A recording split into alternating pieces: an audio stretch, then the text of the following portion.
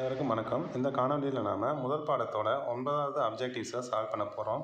அதாவது 2 செட்டு கொடுத்துட்டாங்க. அந்த 2 செட்டுக்கு இடையில் ஒரு ஃபங்க்ஷன் இருக்குது. அந்த ஃபங்க்ஷன் எப்படி மேப் ஆகிருக்குன்றதை கொடுத்துட்டாங்க. இப்போ இதுக்கு நம்ம ஆன்சர் கண்டுபிடிக்கிறதுக்கு ஈஸியான மெத்தட் பார்த்தோம்னா ஆரோ டயக்ராம் பண்ணால் போதும்.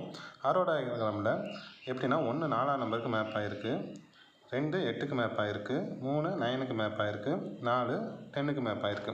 அப்போ இங்கே இருக்கிற ஒவ்வொரு எலமெண்ட்டுக்கும் ஒரு அவுட்புட் இருக்கிறதுனால இதோட ஆன்சர் 1 1 தான் சொல்லிடலாம்.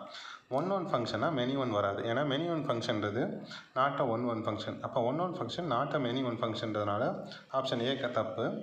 இந்த ஃபங்க்ஷனில் பியில் இருக்க எல்லா எலமெண்ட்டுக்கும் ஒரு ப்ரீ இமேஜ் இருக்கிறதுனால இந்த ஃபங்க்ஷன் ஆன் டு ஃபங்க்ஷனாகவும் இருக்கும். ஸோ அதனால் இன்டூ ஃபங்க்ஷனாக இருக்காது.